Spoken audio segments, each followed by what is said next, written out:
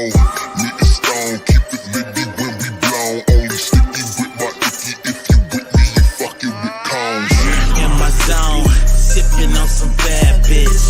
Oh, so lavish, smoking cabbage. Don't get ravished. If you manage this savage, gonna have you suffer from a sag glitch. This first contender steady winning, but you mad, bitch. In my gummies while I'm counting out my bankroll.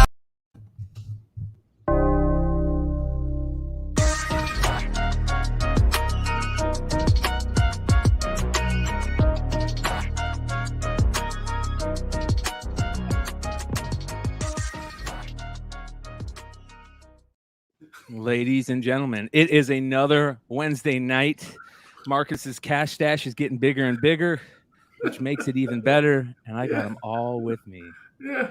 Hey, let me call you back. Okay. Yeah. All right. Yeah. Cool. Hey, what's up, guys? Hey, I'm here. How's everybody doing today? We're just over here. Marcus? Hey, we're just over here counting money, baby. That's it. We over here counting money. We counting funds, baby. Listen. This is the money I just made on Trey's last play. Thank you, Trey. That's it, baby. Let's get it. We making money, baby. We making money. What we doing today, Trey? What we doing? What we doing, Vinny? What we doing, Bryan? What we doing? Do you think Vinny's in a Sheraton or like a Hilton? Vinny's in. Do you think he gets higher in? Vinny's in the Beverly Hilton. He ain't even in nothing regular. He's in some. The maid gonna come in with no panties on and serve him bacon and eggs. That's what he at. He in L.A.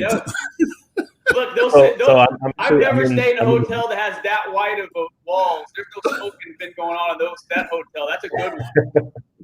I will say I'm in the Dream Hotel in LA, and I will say downstairs in the lobby, they have the NFT wall, which is super dope. So they have all the NFT artists with like multiple screens everywhere. It's like a live installation. So they do one in New York also, but they have one here. It's sick. I'll try to take some video for y'all later. I love that type of shit, man. Vinny's in the land of the zombies right now, so positive prayers go out to him. That's for sure. I wouldn't be caught dead on that West Coast lately, man, after being in Seattle. I might have to write that place off. But I know you guys can't. That being said, big news coming out of Hollywood. That being... Can you hear me? Yeah. Yeah. Oh, yeah. You're great.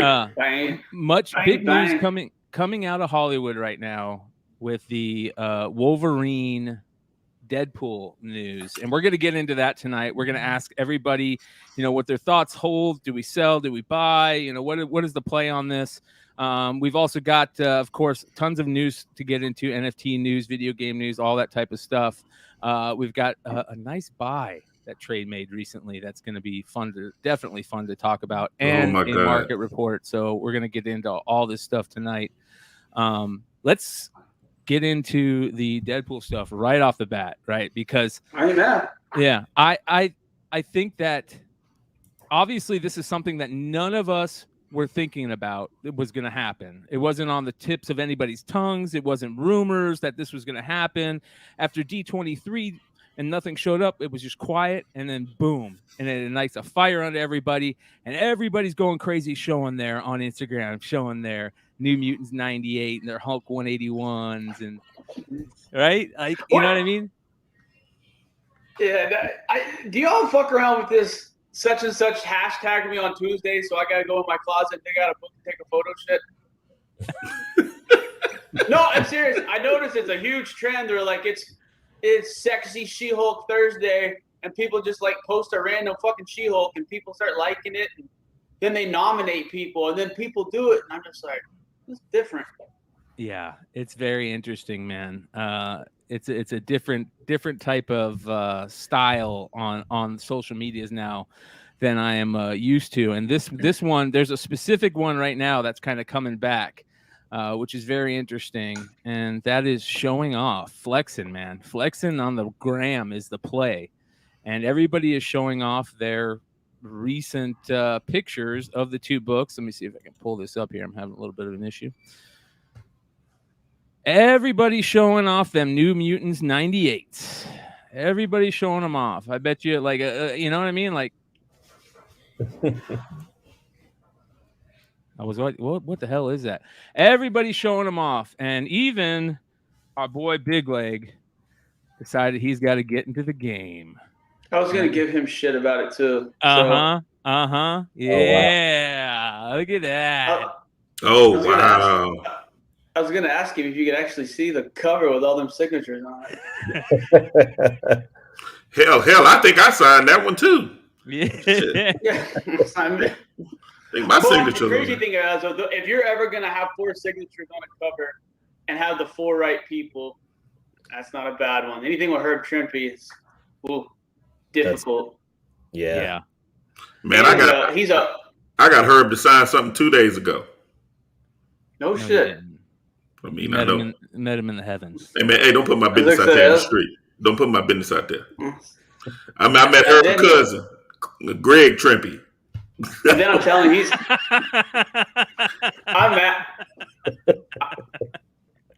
I called him a half a hoe because I was the only person to have a 9/8 Mark Jewelers, and then he found one, and he's done a better job at marketing it than I am. But damn, like I said, I don't see how I know there's going to be some people like the Australian price variant, and there's an argument there as far as rarity probably goes. Mm-hmm. But that's the one that I always wanted to have. The fact that the commissaries and most of the places that the Mark Jewelers went to, the military commissaries, those people read those comic books. Those were shipped overseas. You look at the time, et cetera, et cetera. Any of these in high grade, there's a good story involved, and I love them. I don't know what the census is. I ain't paying for the census. I decided it's one of the things I got back in comics. I'm not paying for censuses or any of that bullshit. I'll just call Joe. But no, I wonder how many are in there now. Yeah. There were 3 at one point in time. Is this one? I feel like there's some history from this one right here. Is there some history? Where did he get this one? Did he get this one from one of you guys? He got it on eBay. He got it on eBay. Sunday Night Steal. Yeah, that is a book that is just amazing. And CGC is now going to be notating newsstand on the labels, which is awesome, right? Yeah, Trey's super stoked on that one. Yeah. That's a long time coming. Those motherfuckers owe me. Literally, I have to send every newsstand I have in, and they need to just comp that, throw it on the arm. Yep. Not lying. Yeah. Back in the day, that was a big thing that was always being talked about from our end of the pool. That's for sure. And I remember Trey talking about it quite heavily back in the day, even on the Unpressables. People hated it. People thought it's just a regular book. No, it's not. That is a completely different group of books. They were printed differently at times. I mean, there's just a lot more stories involved in the newsstand. Yeah. Consider some kid had to fucking hold it in his left hand while he's riding a bicycle from the grocery store. Seriously. Like, you're 100% right. Yeah. How many people brought bags and boards to Safeway and Homeland in the spinning racks? I mean, it's just the odds of them not having the spin rack crease or the magazine rack crease. It's improbable. That's why anytime you see any of those 9/8s in a higher grade, it's so cool to me. I was going through. I was selling books the other day, and I was selling Punisher books, and I had a what is it? Amazing Spider-Man 162. Is that the first Jigsaw? I think that's the first Jigsaw early Punisher appearance, right? And I was getting ready to put it up to be sold, and I just caught a glimpse out of my eye. I caught that little star right there on right where the book is numbered, right? And you guys know what I seen Trey's eyes light up for a second. I went, hold on, is that about half a star? And I looked at it, and sure enough, there's the star. And I opened it up, and there was the Mark Jewelers variant. I'm like, nope, this ain't going nowhere. This is going out to be pressed and graded and get the new newsstand on it. Mark Jewelers, we're gonna sell this baby the right way. So I would suggest anybody there that has them to send them in to get graded if they can. I was just looking on the CGC census. I can't find the listing for the Mark Jewelers. Do you know if it was ever listed on there? There was at one time. At one point in time, there were 3 of them. Okay. I do remember that because I remember I was pissed off. At one point, there was 2, and then I saw the 3rd, and I'm like, fuck! I did see the Australian one. They do have that listed, and it looks like there are 44 of those. And 44 9/8s? No, 198, 44 graded. Oh. So. Yeah, that's interesting. Mm-hmm. Another thing that I wanted to do is do a live look in on recent sold sales on the Bay, and see what we've got going on sale wise to see, what numbers look like on any Deadpool Wolverine comic book sales. It's a little interesting. Of course, you're seeing the what is it? The Wolverine 88 being sold a lot. A lot of people are showing it. I don't know, man. I mean, look at all these. Dude, I got a lot of mixed feelings about this fucking news.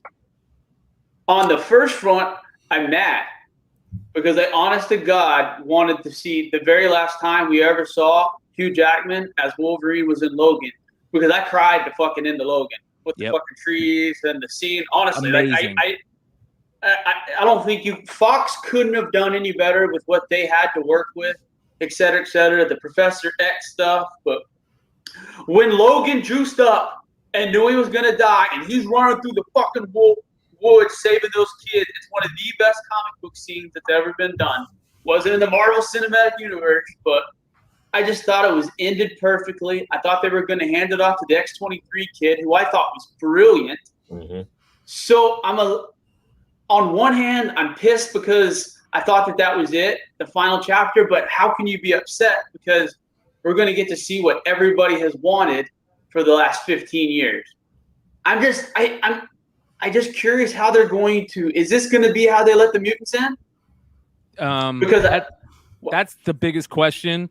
And then this week in She-Hulk, I didn't watch it. I did not watch She-Hulk. I don't want to claim that I watched She-Hulk, but I had multiple people messaging me, and I read about it, that Mr. Immortal, who is a mutant, made his appearance on She-Hulk this past week. I did watch it, and yes, he did. Yes. Mm-hmm. So we have the ending of the Miss Marvel Kamala Khan series with the X-Men animated music when they talk about her mutant gene.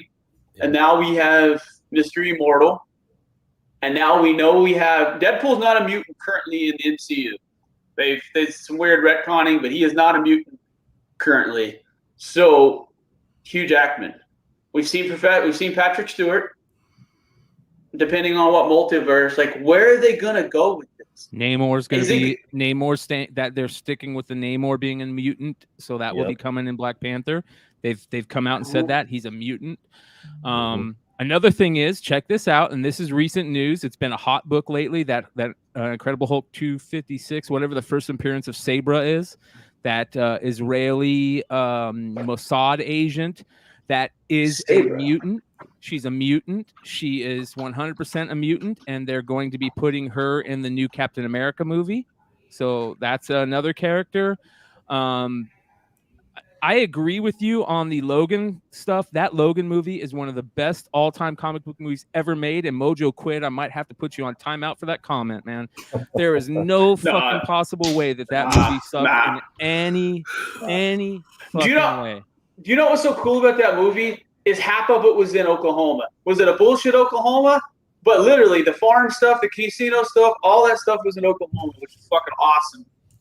The story sucked. I mean, I'm not gonna lie to you. I mean, the actual plot of the movie was not gonna win a fucking Oscar, but the Hugh Jackman, Patrick Stewart, X-23 stuff was as good as it could get with the hand that they were being dealt from Marvel and Fox at the time. Marvel was not giving them anything. They weren't even pulling the panties down a little bit. I mean, they just weren't. I mean, they didn't want to help. They did not want to help Fox out at all. So they made that movie. Did it miss some things? Yes. But the things that they got right, it's perfect. Like I said, that end scene when Logan passed it's as good as a comic book scene as there's been made, in my personal opinion. Yeah. I think the bottom line also is that they're starting. It's cool that they're bringing in the good actors that they had on the Fox side into the MCU. I hope they bring in Laura Kinney also. I think that would be dope. She was so good. She was so good as X-23. I like the whole Hispanic angle. I mean, she was vicious. Her fight scenes didn't suck. I mean, I'm with you. I just don't know where they're going to go. The more and more, and I've been thinking and reading about mutants for the last 3 months, it seems like, I just don't think that they're going to half-ass the mutants. I think they're going to give them almost their own phase, like they did the Avengers. Did they add things with the Avengers, the Guardians of the Galaxy, little pieces that connected to it? But I see them almost doing like a dark. They have to do a Dark Phoenix saga. It They just have makes to. the most. Because if you think about it, the Avengers and a lot of the Marvel Cinematic Universe was involved in that fight against Phoenix at one point in time, kind of like how Thanos was, et cetera, et cetera. So you could do some meshing that way, you know. I just don't know what story. I've heard rumors that they're thinking about doing the Astonishing X-Men with having Jean dead and having Emma run it. I'm all for that. I don't know. I'm all for that. But here's the interesting thing. Here's the interesting thing.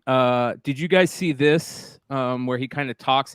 A lot of people are saying that they're just fucking with us and this is a huge troll. And I could see that too, to the point where like they do like a Kang thing where they just bring Hugh Jackman in for a couple quick scenes and then they introduce the new Wolverine, you know, in a different timeline thing. Ooh, but they did a little thing where they felt like they were kind of fucking with us even more, but they explain kind of like the Logan thing, because everybody's talking about the Logan thing. So I don't know if you saw this. Here we go. Hi. How are you? You have questions? Yes. I had a lot of questions. I'm sure you had a lot of questions, but rest assured, we're going to answer them right now. Like, for example, how is Wolverine alive after Logan? Logan takes place in 2029. Totally separate thing. Logan died in Logan. Not touching that. What actually happens in our film is these two, and then they just fuck with people for the rest of the thing. But that's interesting, right? That's interesting. Yeah. They're playing that, you know, that the Logan stuff hasn't happened yet in this movie that they're filming, and the Logan stuff is in the future. And if they're already starting to play with that idea, I could see them pulling hey, the timeline stuff is out there. A lot of people don't understand that yet, and it's disheartening. The disheartening thing is people are not thinking back to when the two fucking met in the movie. What circumstances happened where they actually met? The zipper mouth, the no mouth. So think about what could have happened in that environment for something to splinter, because those two met in that environment. Like you said, they could do a really quick joke thing, you know, where they have them tumbling through the multiverse, or like you said, where exactly that's what happened. Ryan Reynolds shows up and he's able to talk instead of it, and there's a quick joke made, and he spirals down to the next one. It goes to the animated one. I mean, there's the endless possibilities they could do it, but that'd be pretty cheap if they teased us with this and gave us a fucking 3.5-minute cameo. Yeah, I think that would be. But do you think they're going to give us the fucking Deadly X-Force, which is what I mean? Obviously. Bro, if they give us that, and that's what I was going to get to, if that is the play, you guys, that to me, that is the movie I want to see the most out of anything, even more than Silver Surfer. I want to see Uncanny X-Force. I want to see the secret team of Wolverine, Deadpool, Psylocke, Archangel. I want the Archangel Psylocke saga. I want even Phantom X. I want it all, man. That Rick Remender run was so fucking good, dude. Phantom X has not been seen on Krakoa yet. He's not made his appearance in the new X-Men age. He's one of the about 14 mutants that has not shown up yet. That's interesting. That's very interesting. Yeah, man. I don't know. I think. All right. Here's the question: is the play right now to sell all your Deadpool Wolverine stuff? Never ever sell your Deadpool Wolverine stuff. You can sell their intertwining books. You never. That's what I'm talking about. That's exactly what I'm talking about. Stuff like this. The Wolverine 88, the Wolverine 154 and 155. I think it's sell. As a matter of fact, I'm saying this so much, I'm selling all my shit probably this weekend, man. I'm selling all of the intertwining stuff. I will never sell my 181. I will never sell. Those are books I won't sell because they're blue chips, right? To me, me and Vinny were talking about this earlier. We were all kind of talking about it. There are certain books that are considered blue chips that you'd be stupid to sell, especially right now. I'm not selling my 181s, but this stuff, this intertwining stuff, I'm selling it. I'm selling it right now. And you know what? I'll be happy to sell it because I think that there's a way for people to not only buy it low right now and still make money off of it if they buy it, you know, to sell in the next couple months, right? Because the movie hasn't even been started filming yet. there's still a little uptrend going. But I think right now where the excitement is going could be the best time just to get rid of it. I want you guys to think about this. I want you to think about the first appearances of Hawkeye, Black Widow, Iron Man, pre-Avengers. We all know what they were. You could get most of them for under $1,000 in high grade, even graded to some extent, literally. And look what they're at right now. They're 15 to 18 times the value they were. Those are shitty comparators compared to Wolverine and Deadpool, who already had high values. Now, let's say that the movie, I don't think it's a political statement. Marvel, Disney has been trending down the last 3 to 4 years. They're not making the same quality as they were at an Endgame.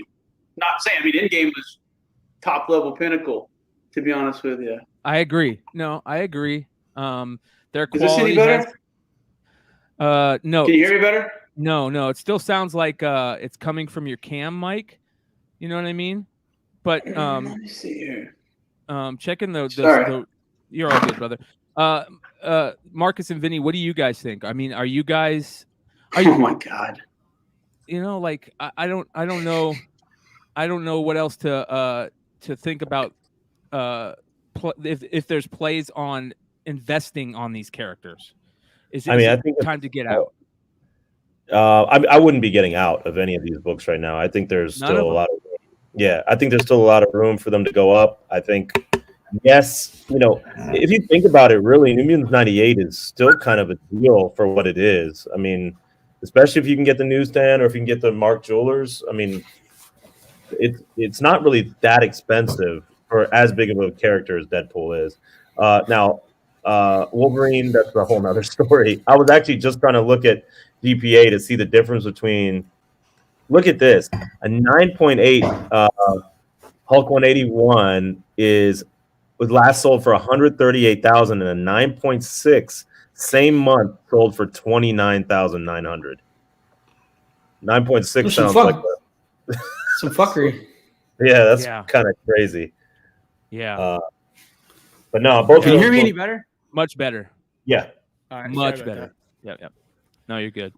No, but what I was saying to finish my point is like I said, the Marvel Disney stuff hasn't been as good as it was 4 to 5 years ago. Not saying they're not going to rekindle that magic, but let's just say that same 15 to 18 multiplier doesn't apply to the first level of X-Men, Giant X-Men, 181, some of the front, 152, some of the big first appearance books. Let's say it's only a 5 to 6 times multiplier at their current values. We're talking small fortunes.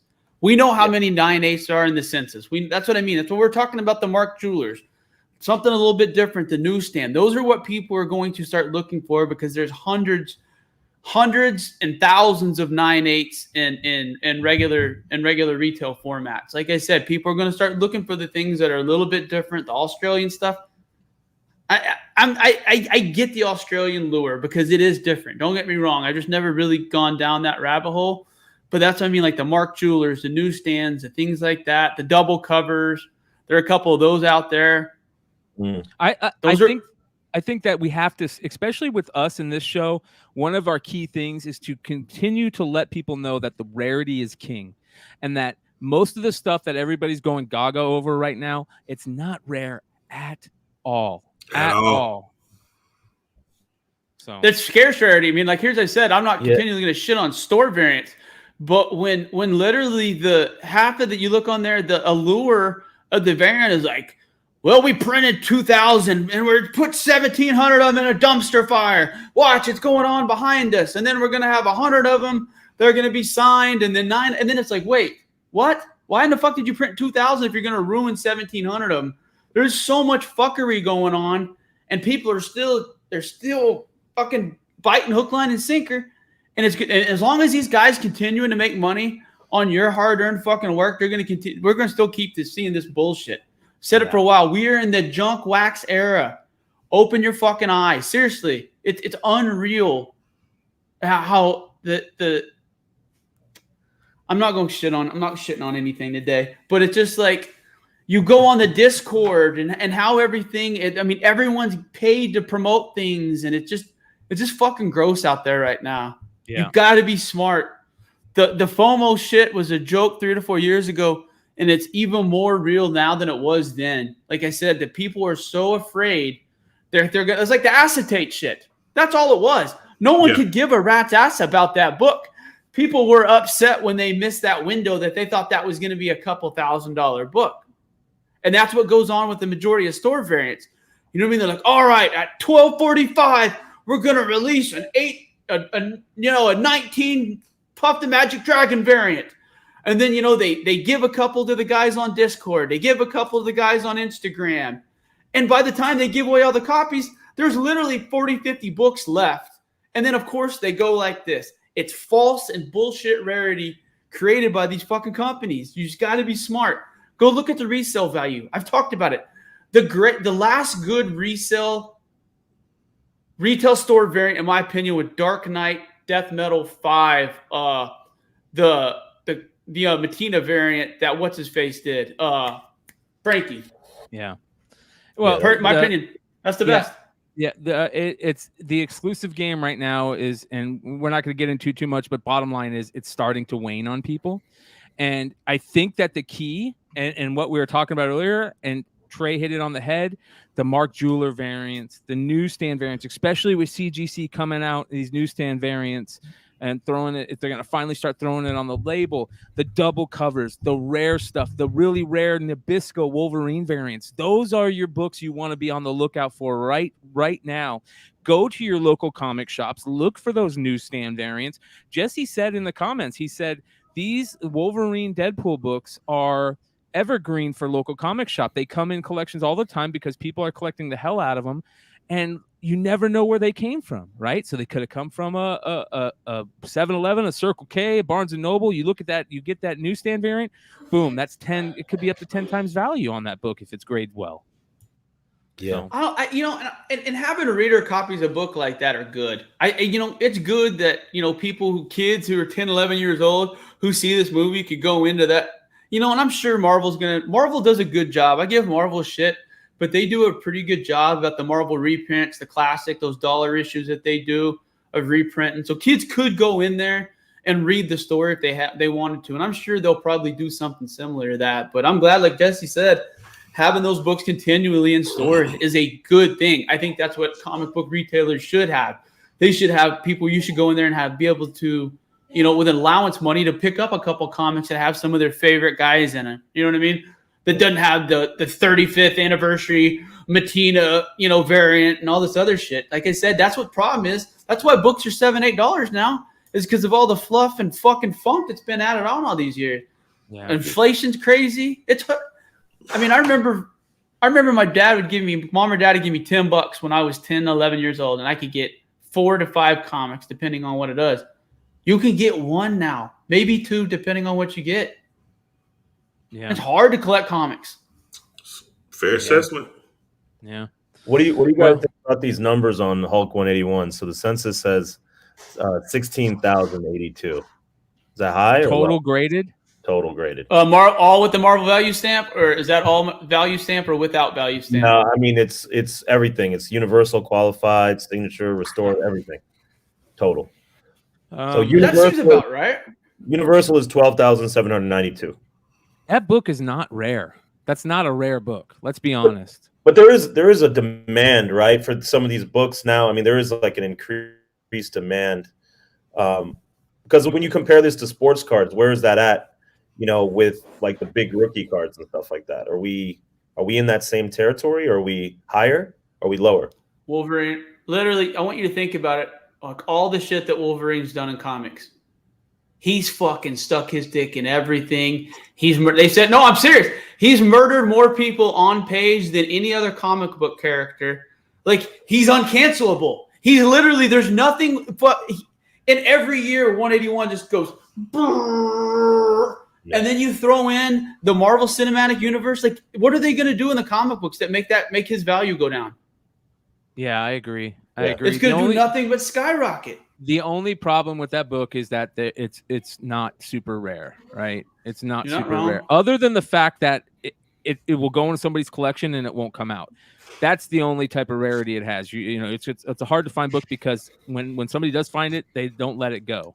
But there's there's a ton of those books printed. Are we going to talk about 180? Because I noticed 2 years ago when I have vacated the premises that there was a huge push for 180, and the 180 value and the 181 value got way too fucking close.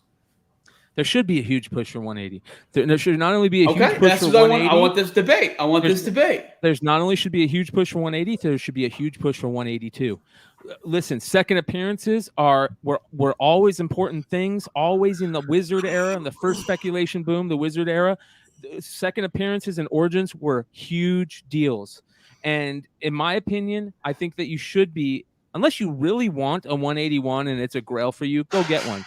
But for me, if this is an investment thing, I'd be looking at the 180s and the 182s, the Frank Miller series in high grade. You know, we talked about the newsstands and the double covers, the rare Nabisco variants. There's some rare, tough stuff to look at that, you know, is tough to find, but there's also stuff that's easy to find that will your investment, you know, it's a great investment. And 180 and 182 to me are great books. Hey, one other thing. Sorry, I was just going to say, you heard those numbers that I was telling you on the 181. You can get a 9.8 180 for 26,000 and a 9.6 for 8,400. So there's a big difference in the numbers. Again, 9.6 is another great play on any of those books. Right.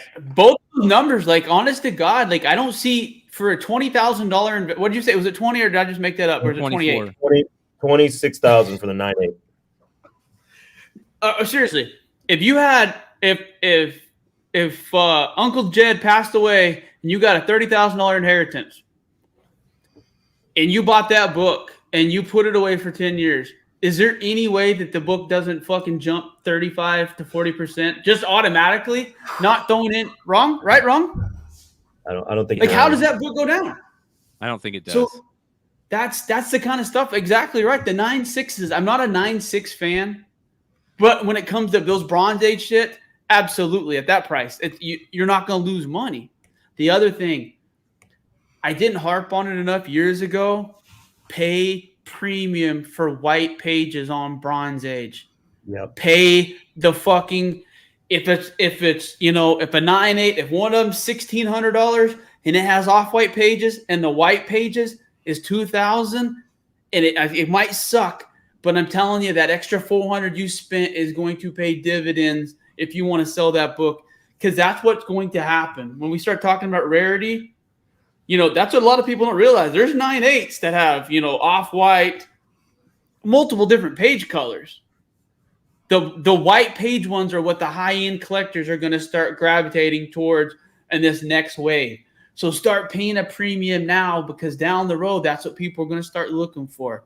The white pages on bronze, and in any of the late paper age books up until 2006, things like that the books are made of paper of, start grabbing the white pages because you won't lose money on them.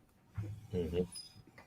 Yeah, if you really think about it, the silver, gold, bronze keys, if you look at GPA for pretty much all of them, they consistently go up. I mean, recession, no recession. They, if you look at the trend, it may drop down during an economic downturn, but at the end of the day, they're still going up. If you look at the trend line, they're all going up. So I don't think you can go wrong. Yeah. Well, I mean, you look at everyone. I don't know if you're looking at. I mean, my 401k, everything for the last couple of years has literally just bottomed out, and that's what I decided. I'm going to start taking shit back into. That's why I've gotten back into collectibles again, as I have, because I want to start taking back the bull by the horns, because I have a better idea what's going to happen in the collectible market than what other people are going to do with my money. Like we're talking about, sell me on how books like 181 and New Mutants 98 are going to go down in value. Like, what are those characters? Like you can cancel real human beings and obviously tank values, things like that. But comic book characters, how? Like, what could happen potentially that could make a fake comic book character plummet in value? The high-end stuff. Now, don't get me wrong, like the mediocre stuff, yeah, but like the high-end first appearances, what Nothing. could potentially? They're not going to break. They're not going to break an ankle or blow an ACL. They might go literally. I mean, and then like I said, in 10 years, everyone will be bisexual. They'll have a completely new mark. I mean, I'm half joking, half not. I mean, literally, they're going to make it where every comic book character is loved by everybody. Well, we were talking about it earlier today. The fact that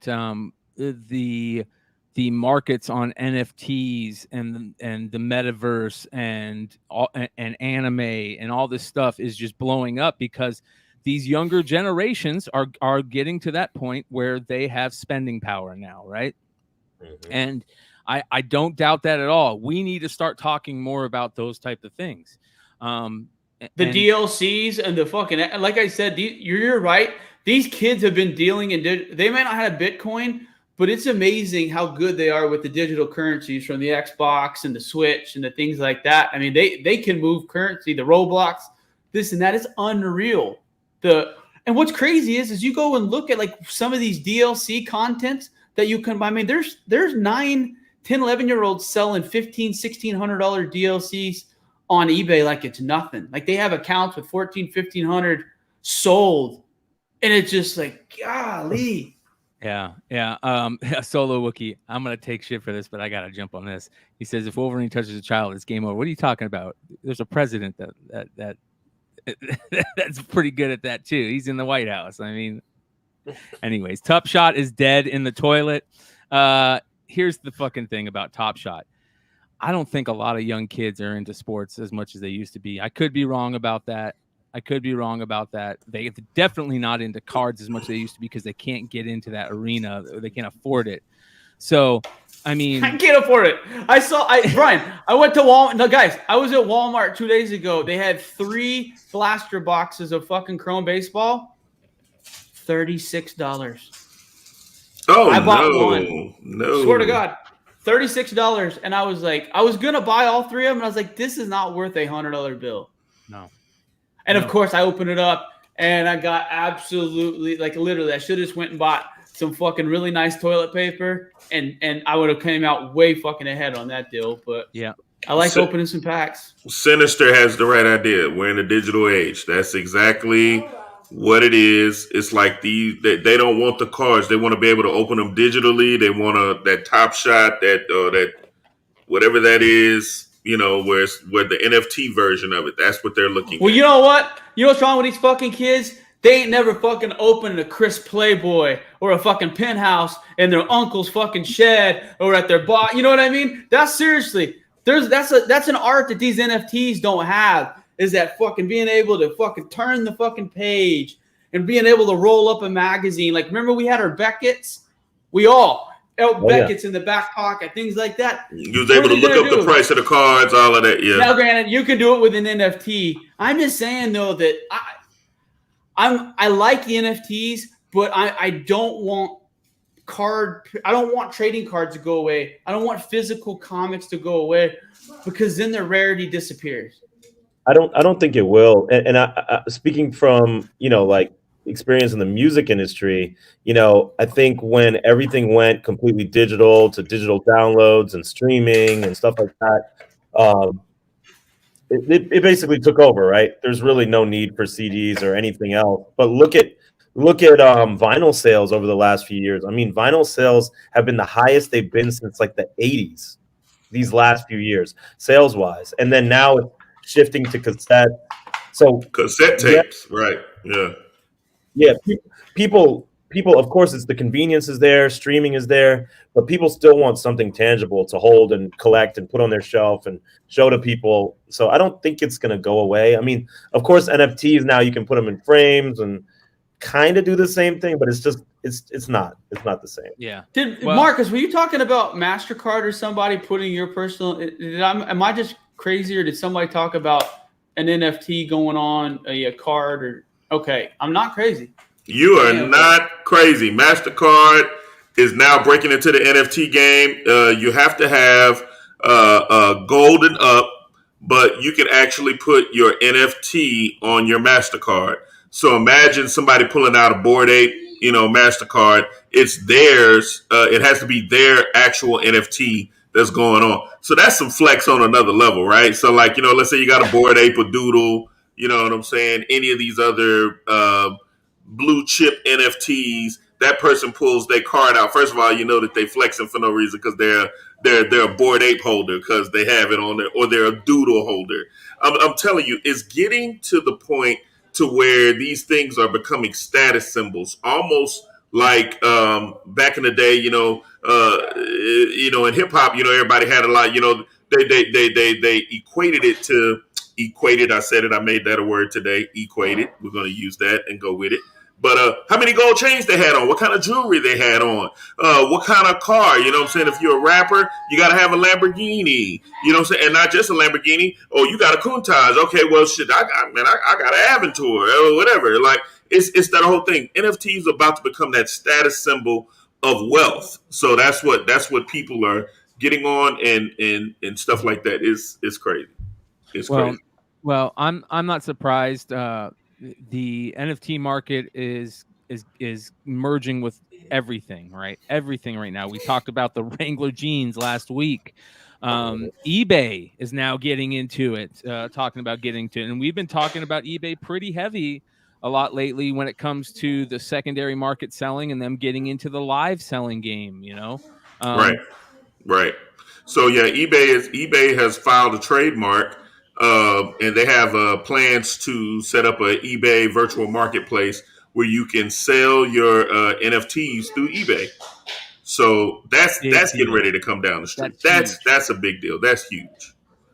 Yeah, I think eBay right now is getting ready to drop the proverbial schlong on the table here in a couple of weeks when they start their live market. And it's very interesting how people are talking about it. A lot of people at first were saying, hey, why doesn't eBay just go and buy these other markets? Man, they have such a huge market share on this secondary, third, fourth, fifth market now. They don't need to do any of that. It's going to take a little bit of time for them to get used to it, but I think it's going to be very interesting to see where they go in the next couple of years. eBay could change a lot. And, of course, Meta is a whole nother thing, right? I mean, Meta is Meta part of the Instagram and Facebook world also? Is that the same thing? So Facebook is Meta now. So if anything, Instagram, Facebook, all of that is Meta. And basically what they're doing, they filed a trademark for Meta Pay, where, you'll be able to pay through your crypto. So let's say you want to buy something, you can use Ethereum or, Bitcoin or, Solana, whatever your crypto of choice is that you're going to use. A lot of people are actually going to start going to this one called XRP because, that's the one that's actually going to be approved by banks. So that's one that's kind of making a move. So it's a lot of movement happening in the NFT space. What's going to be really interesting to see if we can get a play on selling the NFT comic stuff, right? VV kind of was like a heartache for a lot of people. Mm-hmm. But VV is back, baby. VV is back. Yeah, and a lot of people are getting into early on. If you remember early on when NFTs started happening, getting really big during the pandemic and stuff, and VV came out, and there was a lot of people that were jumping into it and really falling in love with it, but there was a lot of hate for it. I mean, a lot of hate on it. You brought up VV and NFT, the NFT comics, and it was instantly just a mob attacking you, telling you you're stupid.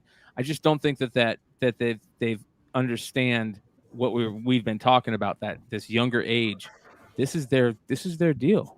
This is their deal. Right. And so like what's happening right now, like everybody is getting into the game, right?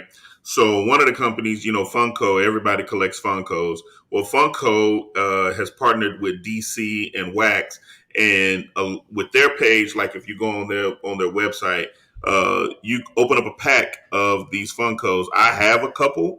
And it'll open up, you get a rare, you get like, some of your favorite, DC characters and they look like Funkos, except they're the NFT version of it. So you get some rares, some uncommons and, and all of that. So Funko jumped on, they mixed with DC. Then of course, Marvel and VV Then one that I really want to get y'all guys into is the one with DC and Palm Studios. That is the one that is that I really want to get people on, because they had this thing called the DC Bat Cowls, right? And with the Bat Cowls, and I think you get to it by the NFT .DC universe, Bryan. That's the one I'm talking about.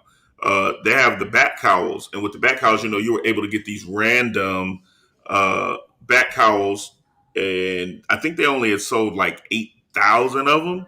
So they're using these Bat Cowls as like their Bored Ape Yacht Club, right? These are the prices of some of those Bat Cowls right now. So if you can look, those Bat Cowls were only going for 300, but if you go on, you can look at see what those prices are.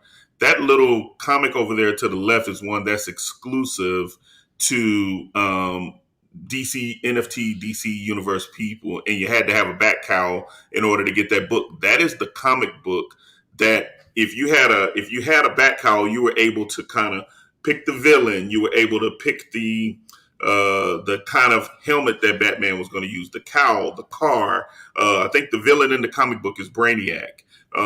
It's the whole 9 and 10. It's only 6,000 of those, and it's set up as an NFT. It's only 6,000 of those. And is this only an NFT, Marcus?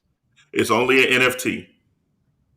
Nice. And it's only 6,641 of them, with only 118 sales of this. Something interesting I've seen, when we talk about the original art market, I've seen some guys going after these kind of, covers that are specific to NFTs or VV variants that are not released as physicals. They've been buying the OA for some of these cool variants. So I thought that was kind of interesting. Never even thought about that. And also, I want to hit this too. Earlier today, the NFT.DCUniverse.com, if you had a Bat Cowl, they took a snapshot because the Harley Quinn drop is happening starting tomorrow and I think Friday. Friday is going to be the public sale. But starting on Thursday, you get a free airdrop for Harley Quinn. And I want to say free. Don't quote me on that, but I think it's free. But it goes public on Friday. And the way you get it, you sign up, get a Bat Cowl right now, and or, you just want to buy the Harley Quinns in and of itself. I think those are, like I said, they're available on Friday, first come, first serve. But if you had a Bat Cowl, they took a snapshot today, you'll be able to get it free tomorrow. And so they're doing it just like they're doing everything else. What they're doing, they're primarily focusing on the people that bought the cowl. And like I said, it's only 8,000 of those. So you can imagine the more that they dive into this and what they're rolling out, the price of what those things are going to be. So they're really super serving that 8,000 that bought those Bat Cowls. And the only way you can get them, because they don't have any more Bat Cowls, you got to buy it off of somebody. You literally got to buy them off somebody, and they're going for crazy money. Yeah, that's super interesting, man. That is very interesting, and there's a lot of that stuff that blows me away. Jesse sent me this earlier, and I don't know. Have you guys seen this VOA video of authenticity? Have you guys heard about this? No. Well, what's that? What is it? I think we talked about it on a show not too long ago. Okay, here we go. Let me give you a quick rundown on this place. Check this out. So I don't know if this is the same place, but Marcus, you're right. Vinny still ain't shit. VOA allows you to watch as your stuff is getting signed and stuff. I guess I don't know, but their website is garbage. Holy cow! This is a great idea. Hold on. Yes. Yeah. Hold on. Can you explain to me slower? Sorry, I just walked in. So what is this? It says VOA is a video of authenticity. It's like a COA, but better. It is a video of the book signing that is embedded and linked to a special label that is viewable on your smartphone. So if, say, for example, if a grading company decided to start doing this or to partner with these guys, they could put a little QR code, attach the video to the QR code of your signing, and you could see your book getting signed or your card getting signed. Does Saltzman have anything to do with this? I don't know, because I remember him talking about that. That's exactly what I'm saying. Like, this was an old school thing that I either remember him talking about, or who were the boys that were doing back in the day that were you could send your books to, and they would hold on to them. But or if you wanted to sell through them, we'd sell through them. Oh, Joe Sway and Comic Collateral. Joe Sway, Comic Collateral. Yes, I felt like they were talking about this, but I don't know. We'll have to look. They had a QR. They 100% had a QR system. They had a way advanced QR system like 5-6 years ago, based on like you'd scan the shit and it would have like the CGC census and sold and a bunch of things like that. Yeah, this is very interesting, man. It says here that no app is needed. Simply scan the QR code or tap the logo with an NFC-enabled phone, and the book's details are displayed in your browser along with a scan of the book and the video of the signing. So that do sound like some Comic Collateral people. I know the dude. I know the guy that would actually do the app. He's actually really dope. I can't think of his name right now for nothing, but he had a whole app that you could tell you about the book, the price of the book, and all that shit. Yeah. Hey guys, go ahead, brother. Go ahead, man. Finish. I was gonna say Solo Wookie says this should have been happening for like 10 years, and he is 100% right. Yeah. No, hey guys, I want to say something real quick. Either you like me or you don't like me, but we need to talk about something. When you post your collectibles to Instagram, do not put your fucking address.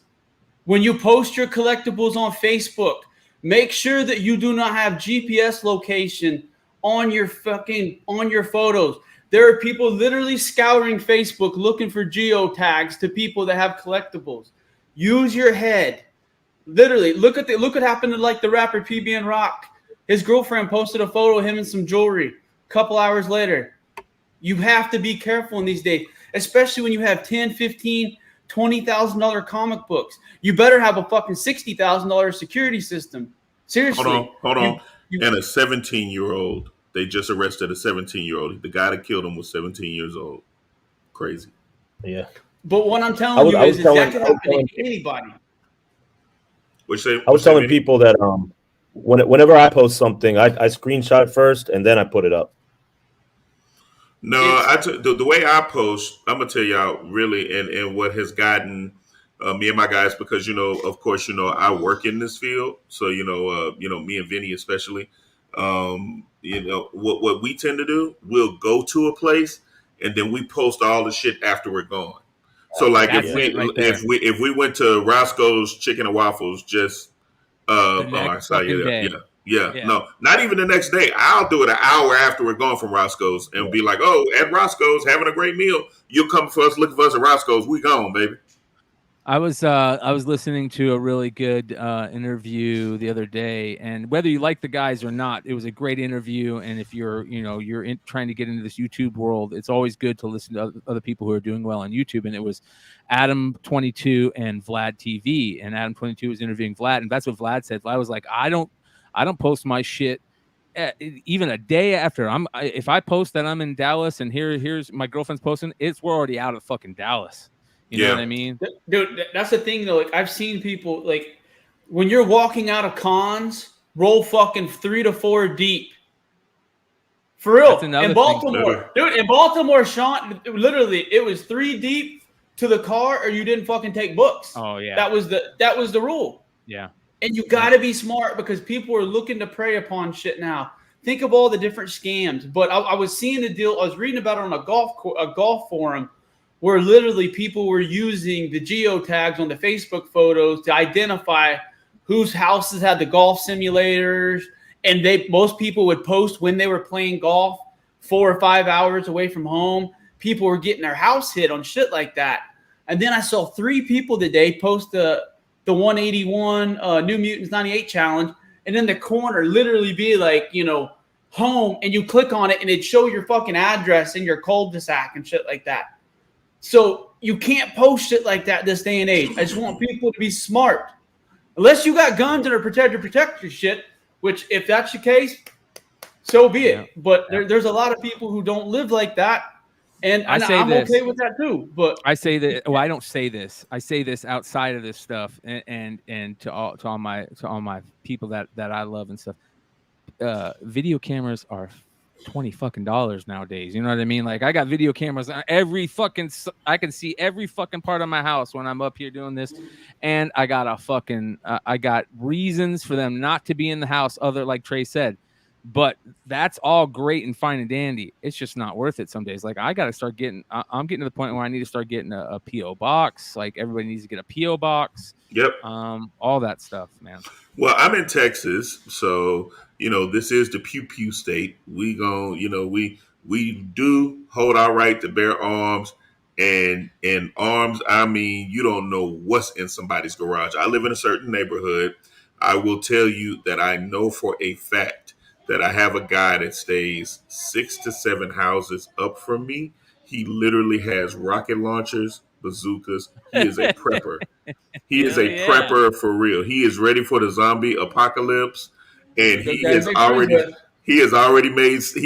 said, "Hey, if it's going down, everybody come to my house." And I told him, I said, "Hey, bro, look, they come to your house and they come to mine, because trust me, I'm rolling harder than Hammer over here, babe. I'm rolling harder than the Terminator. You come through that door if you want to unannounced. You better say, hey, it's me, because I'm coming out banging. I'm coming out, I'm going, da, da, da, da, da. 2 hands, da, da, da, da, da, da, da, da. John Wick. You know what they call me in my neighborhood? John Wick. Baba Yaga. You know what I'm saying? That's what they say. I was going to say, Oklahoma.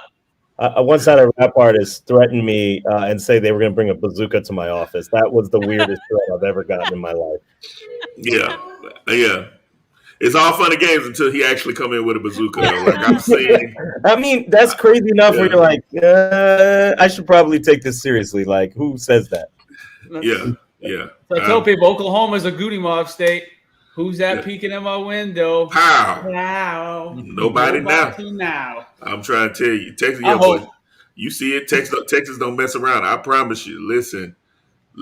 We shoot first, ask questions later, Jack. I'm telling you, I live by this code. Where you pitch the tent is where the circus will be. And I say that. I love this. Major Issue says, dude, video camera does nothing. It's to preserve memory of getting robbed. It lets me know that I got somebody. Your shit failed. Yeah. That's the other thing too, though, is look into your local banks that they have a lot of storage and old safety deposit boxes and things like that that were popular in the 90s and the early 2000s that aren't, and you can literally rent them out for years for very, very cheap. There's 2 keys. They have one, you have one. And there's one at a bank that I'm not going to name which, but I got 32 slabs in it right now, and it's $28 a year. And it's temperature controlled and everything else. So you think outside the box. Also, don't flex on the Instagram doing stupid shit. Use that money and make sure that your collectibles are insured. Take photos, get a proper, because you don't know when a fucking lightning's going to hit. You just don't know what's going to happen anymore. Look at all the people that are in Florida right now with Ian that are my shit's coming with me. I promise you. The truck's loading up, and wherever I go, the fucking shit's going. Looters, come on. It's going to look like fucking The Walking Dead first season if someone tries to stop me. I promise you. Listen, so somebody said, don't tell people you have guns. Surprise them. No, I'm going to tell you I got a gun because I need you to know. You come in my house, it will be my story will be the only story. I don't go to the range to just play around. I go to the range because I can shoot a dick off a squirrel at 1,500 feet. Don't play with me. I will tell you what my dad used to always tell me. Mow your front yard to let everyone else in the neighborhood know you're the one that has guns. I've always taken heart to that. You always leave your yard just a little bit more fucked up than everybody else's, just to let them know you're the guy that has the guns in the neighborhood. Go look at my yard. There's 2 stripes that just don't look right. I do it on purpose. Yeah, that's it. My people got stuff on there. We don't call 911. We call the coroner. Like that's real. So. Anyway, that's Texas, though. That's Texas. You got gators in the neighborhood now. Yeah, I do. Man, Trey sent that to me. Side note, Trey sent that to me. That alligator that was in the neighborhood is actually in the next neighborhood over, but we have a huge alligator in our neighborhood. I live on the outskirts of Houston, so we have a huge alligator in our neighborhood that don't nobody touch. Like, the kids don't do nothing. They don't feed him. I mean, he's just like, oh, that's just Greg. And they walk around, leave him alone. He doesn't mess with him. He's just an old alligator. Yeah. I don't trust any. Don't trust Greg, Marcus. Greg's looking to fucking wait for. I'm telling you, don't trust Greg. Yeah. Oh no, I'm not going to see Greg. Listen, I don't deal with animals outside of dogs. No. That's it. Dude, I don't trust any animals outside of dogs, not even cats, dude. Those fucking pumas and mountain lions, they murder things with their face, as Joe Rogan says. They give a shit about you.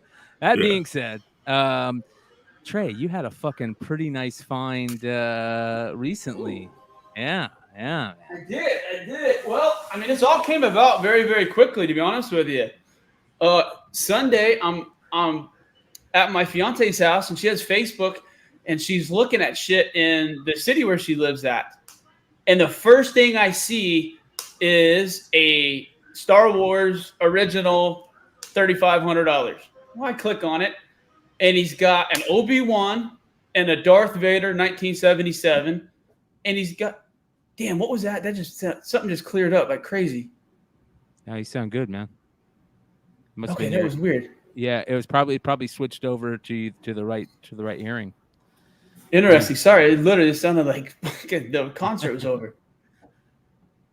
But so obviously it was. I start looking up pricing and everything else, and so I message a guy, and I go, "Do you have anything else?" And he sends me the link to 2 of his other listings that I'd missed, and he had 6 original Star Wars figures, and he wanted $11,000 for them, which obviously.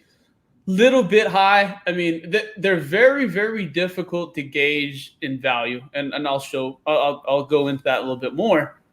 But obviously, it was a pretty good chunk of change. So I was like, who could I trust to partner up with that would be as excited about this as I was? I literally text Doc Joe, my buddy in Edmond. Most people know who Doc Joe is, and within like a millisecond, he responded, "Hell yes!" And we reached out to Bryan. And we reached out and started doing some research. And we came up with a number that we were kind of comfortable offering this guy. Here's the other thing. You can look at this. We looked at the guy's Facebook, and his last couple of posts, he talked about losing his job, and he had a vehicle issues, and he was in need of cash.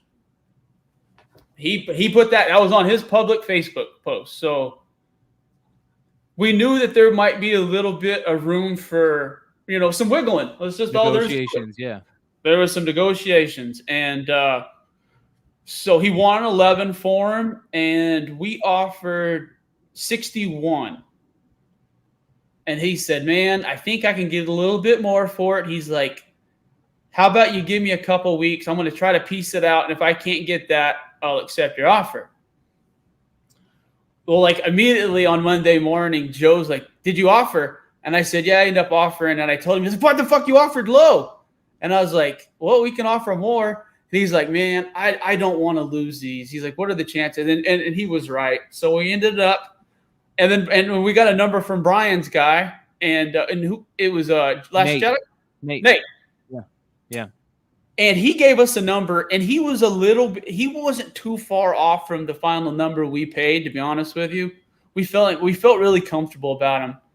Met the guy in the parking lot, and he was definitely down on his luck. And the money that we gave him, this is what he said. He's like, "Hey, I've had these for 23 years. Him and a girlfriend of his used to do the Storage Wars stuff. And something happened where he got them for $300, and he got a bunch of other Star Wars stuff, and this was the last of them. So we ended up getting them, and this is what we ended up getting." Beautiful, man. I'll show them individually.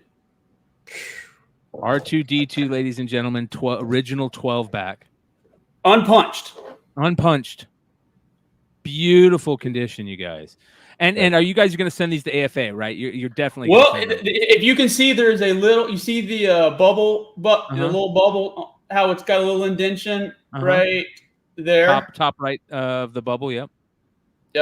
Joe and I. That's what we talked about. This. We want to talk about it with you guys, and in the comments there is AFA, and then CAS, I guess it's CAS stats. I wanted to CAS. Talk.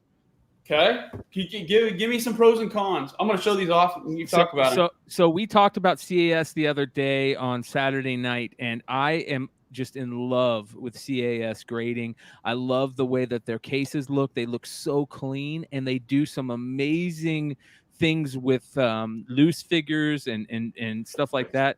I think that they're the cleanest looking cases. And I think that if you guys get these graded, I think you have to get these graded. I think 100%. We were literally going to send them off, whatever the consensus was on this show. We're sending them off early next week. And I'll show you CAS after this, but these are beautiful, man. Holy cow. They look like they just came out of the store. Guys, these are 2 years fucking older than I am. You see this shit? I didn't even realize this until 5 minutes ago. Do you see this fucking gray hair? Are you seeing this shit? But look at, I mean, these are an absolutely considering that. Were they in star cases? Or yes, they are. No, they can't. The guy had them in star cases. That is awesome, dude. That's awesome. That was where that's the reason they're in the shape they are in. Yeah. I mean, obviously. Man, I once bought a toy at some store, and a guy was putting it in one of those cases, and he jacked the whole toy up. I was like, "Come on, man! What?" Look how white that stormtrooper is, bro. This is the only problem with this one is it's got a little scuffing from someone trying to get a sticker off at one point in time. But totally like you said, the card on it, super white. You know my birthday. You know my birthday was yesterday, Trey. If you want to go ahead, I'm still waiting on my birthday present from last. You know what? I owe you one, don't I? Yeah. No, hey, guys, look at this motherfucker. Oh my god! Oh wow! Hey, still got the Target tag on it, dude. $1.99. Oh my god! Sorry, it's hard to get a fucking. Now this one right here is the reason. Honestly. This is the one that sold the collection on us, and we the guy told us, and he goes, "This is the gem of the collection," and this is the Obi-Wan. Guys, if I tell you the card, it's unpunched. If I tell you the card, literally is as perfect of a card as you can get. I mean, it's literally there's no fraying. I mean, it literally is. I don't know much about grading figures. I have not done this. This is why I'm asking for your guys' comments. But this is the gem of the collection, and it is just it's pristine. And that's a special figure, right? That Obi-Wan with the half back character. I believe Nate. Here's the funny thing about this, Trey. You guys hit me up, and both me and Yi instantly went to Nate because Nate just got done doing a presentation on the Saturday show about 12-back figures and how to tell the differences. And he was literally talking about those same exact figures like 2 weeks ago. It's synchronicity. This was meant to happen. I'm telling you, this is the type of shit that happens. Great buy, dude. You know, and we've even talked. What's funny about it is Joe and I have talked about maybe picking up some raw carded of the rest of the set to make a 12-back set. Yeah. But you know, I those sets usually, you know, here's the thing: how many people have ever made fucking money on selling a complete run? Doesn't happen. Yeah. Very rarely. Yeah. You know what I mean? Most people want to cherry pick what they want, et cetera, et cetera. So I'm not sure if that's the route to go, but Star Wars is a little bit different. You know what I mean? I could see where a complete set of 12. Yeah. The saber. So that's not true. I don't think Solo Wookiee. I think the double telescoping sabers only came in the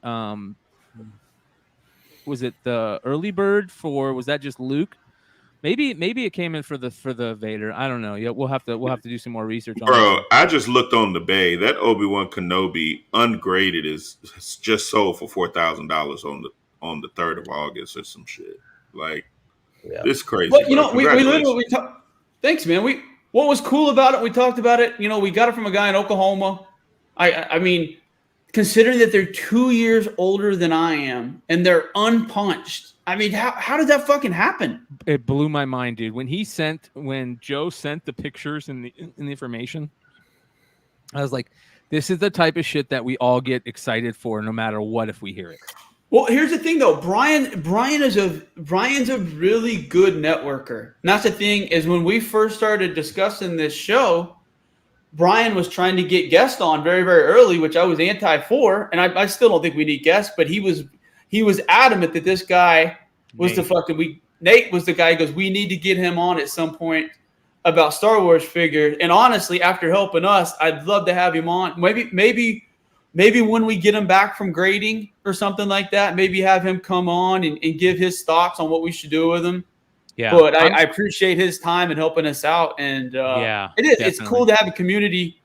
And the fact that I knew that you knew a guy, you know what I mean? That we're at that point where enough of us know a guy where, like I said, if the fucking plumbing goes out, we know a guy in someone else's city that can help us out. Yeah.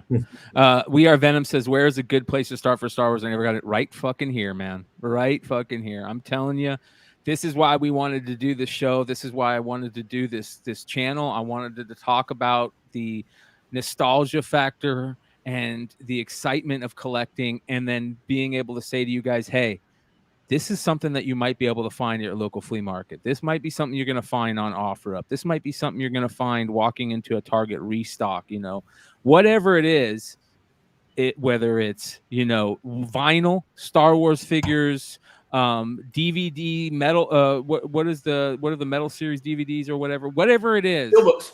Yeah. The steelbooks. There are things out there that you guys can learn from, and right here is the place. So continue just to follow us, you guys. Be part of this community. We Are Venom's a big part of this community. I'm glad you're here, brother. Same with everybody else that is in here. 71 live watching us right now. It's exciting. So very cool. Guys, one tip on going back to the grading discussion. Bryan, I agree with you on CAS having like awesome displays, but I think AFA has like the respect. It's been around for a long time, and I think in terms of commanding value, if you're trying to sell, I think AFA might be the move, just from a value perspective. What Trey was saying. Let us know in the comments. We want to hear from you guys. Yes, Joe and I made this decision that we wanted it to be inclusive for the podcast. Seriously, because I've never done this. If it was comic books, I wouldn't need any advice, but I'm just curious like I said, Vinny gave good insight, and Jesse, there's multiple people who've given good insight, and that's what we want to see. We're going to wait and see what the comments from the rest of the week say, and we're going to tally up, and we're going to go whatever direction. And I think we're going to expedite it too. We're not going to wait fucking 9-10 months. I think we're going to get them through the. Oh yeah, for sure, so let us know what you guys think. Solo Wookiee's dropping some advice. I would trust him. His name is Solo Wookiee. I know how to straighten the R2 bubble from my press and stuff, but here's the thing, like I've been reading a bunch about the bubble Solo Wookiee. Like that's one of the ways to check if they're real or not, because there's a huge resale community. The only way that you can tell that they're 77s and the original 12 backs is there's a waffle patterning on the bubble. It's you can't see it with a camera. I can't show it to you. But when you look at it with the naked eye, you can see this crisscross waffling pattern. And that's how you're able to tell that they're reseals or not. But yeah, I can get that card out. I know how to do it. I got multiple ways to do it. But I just I was going to read and see, because a lot of that time you can still pop that plastic. But if it's old enough, that old plastic will still leave that deep crease and it'll actually leave a hole. So I was just going to read if it was advantageous enough to try to extract it back out, because you can do it with ice to an extent. There's 3 or 4 ways to do it, but I just didn't know if it was worth the roll of the dice potentially for, you know what I mean, to fuck it up maybe. So I don't want to fuck it up. Here's exactly what you're talking about, and you could see on the glue. Yes. Oh shit, that's exactly what it is. Yeah. Yep. So you guys can see where the glue was put. It was applied in a crisscross kind of like pattern to score it, and there you guys go. So very important information, and that's exactly the type of information you're going to find from this community right here. So. And here's the thing, what's cool about this is we don't know a lot about this, so we're going to need the people that are in the comments, because I especially going to fuck up, and I'm going to say the wrong thing. Correct me and let me know, because that's the only way we're going to get better. That's how we got better at CBSI comic book wise, is checks. One person would say something, someone would verify it or they'd not verify it, and that's how we got to the bottom of it and figured out a lot of first appearances and got through a lot of things. And I want, and obviously that's the quickest way to get to that point is through the community. Yeah, 100%. Couldn't say. I'm so stoked that you guys got that. I'm so stoked, and shout out to fucking Joe for saying, you know what, let's not take a chance at this walking away from us, which is super important. I love that. It makes it even better. Because I have a tendency to want to talk myself out of it the day of. Yeah. If that makes sense. You know what I mean? You're almost like this is too good to be true. Am I about to get scammed? Like I go through that whole process in my head. You know what I mean? It's like, but then here's the thing. The guy was like, "Where do you want to meet at?" I said, "Let's meet at the safe spot at the police department." He goes, "Cool, that's where I was wanting to go too." When both people want to, it immediately made me feel a lot better about the deal. To be honest with you. Yeah, I did the same thing with my guy where I got my Jordans. I said, let's meet at the safe spot. We can either do it at the post office or at the police station. We met at the post office. I agree. That's great tip right there. Never at your house. Never, ever sell anything at your fucking house. It's amazing the amount of people that be like, "You just want to come by my house and get it?" And you're like, "God dang it, dude. You can't do it." People are smart nowadays. That's the thing is it's so easy to fucking target marks. And you just got to be so careful. This is CAS recently put this up. I wanted to show this to you, Vinny. This is a 1992 Game Boy sealed. Damn. Just so clean. And I love CAS just for their IG account alone. But I agree, Vinny. I think that we definitely that's a great point. If we were doing this with comic books and this type of stuff, we'd probably suggest people go to CGC if they want to make their money larger or extend more. And same with cards. You want to go to PSA, or if it's a vintage card, you want SGC. But CAS is up and coming, man. They're doing things right, and I love their IG. So make sure you guys check out their IG. This was interesting. Did you guys? I don't know if you guys have ever seen this. This is quick. I just wanted to show you this. This was really just cute to see. It's an old video from during the pandemic. And shout out to I don't give a shit. I don't care. Everybody in baseball can do steroids, in my opinion, make the game funner. I want to see Fernando Tatis playing. I want to see all these guys play. I don't care. But it looks like a Dominican Triple H and shit. Listen to this shit. Watch this shit. He's going through old cards.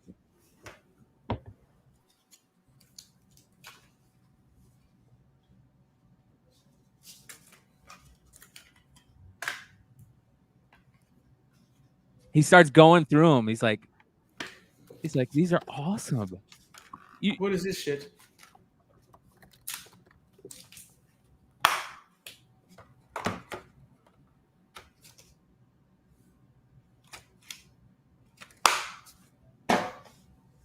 Is it supposed to have no sound, Brian? Oh, you guys not hearing it? Sorry. I apologize. I'm sitting here listening to it. Yeah, thank you for letting me know. Hold on here. The young Caminiti. Wow. I did steroids with him in spring training. 10 homers, 72 RBI. We got Jose Canseco here. It's an all-star card. Another guy. He teach me to do steroids. Wow. Oh, I didn't know he was with Toronto. So it was just really good to see this, man. You guys want to check it out? That's a crime dog? Yeah. No. Derek Bell. But he's searching for a Derek Jeter card, and it's really interesting to see. But I thought that was a lot of fun. You guys can check that out. It's Albert Pujols rips Topps packs from the 90s, which is awesome. And where are Marcus and Vinny? Because I wanted to tell them that I saw, and it's funny you're here for this, Trey, being a fellow Sasquatch fan. The Loonies song that everybody is using, that I got 5 on it, but they're slowing it down. I have never seen it been put together with a more perfect video. And this is amazing how a song from way back in the day, a badass hip hop song, can be changed up just a little bit and it becomes viral. Have you seen this? No, but I'm all for it. Let me restart it.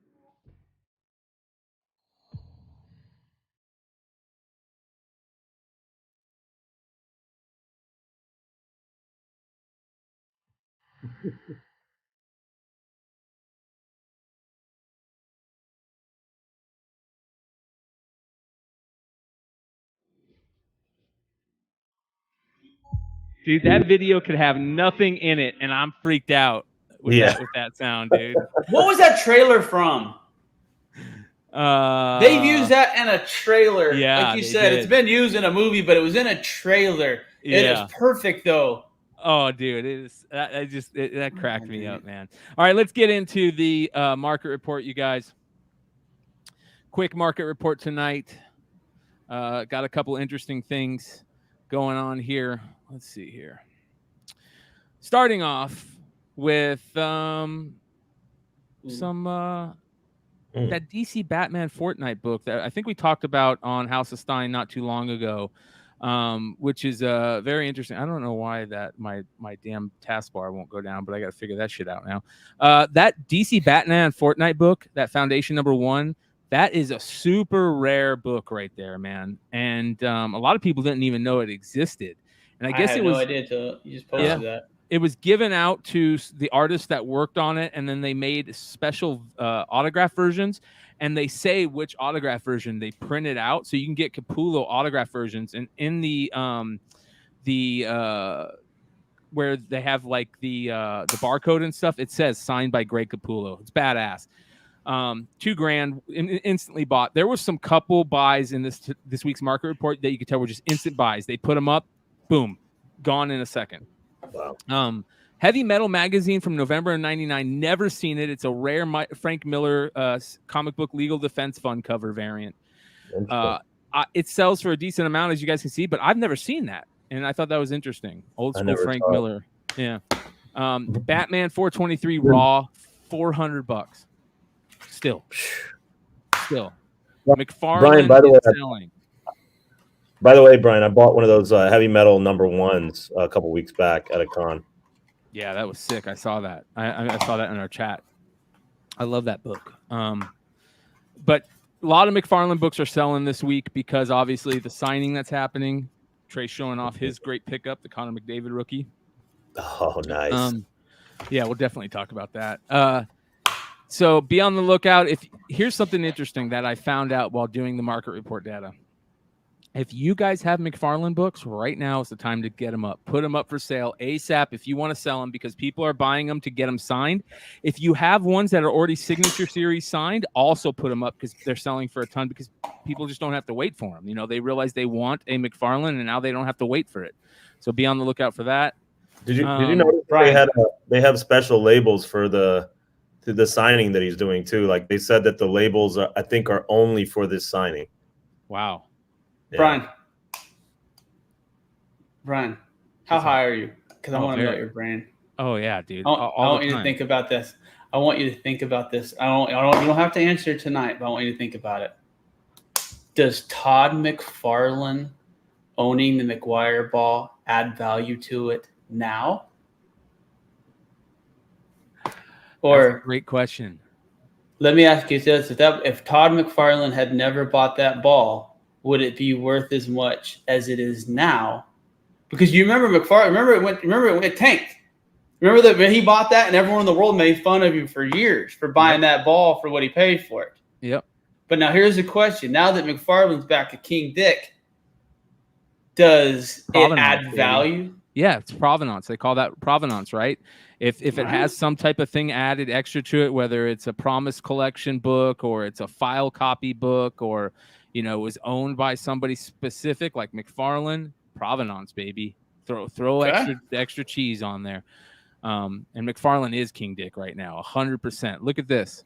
Everybody talks about there's certain books McFarlane won't sign, and that remastered book comes up all the time. People saying that he won't sign it, and boom, right there, signed copy, 9/8, sold for $630. I think that's an ugly as sin book.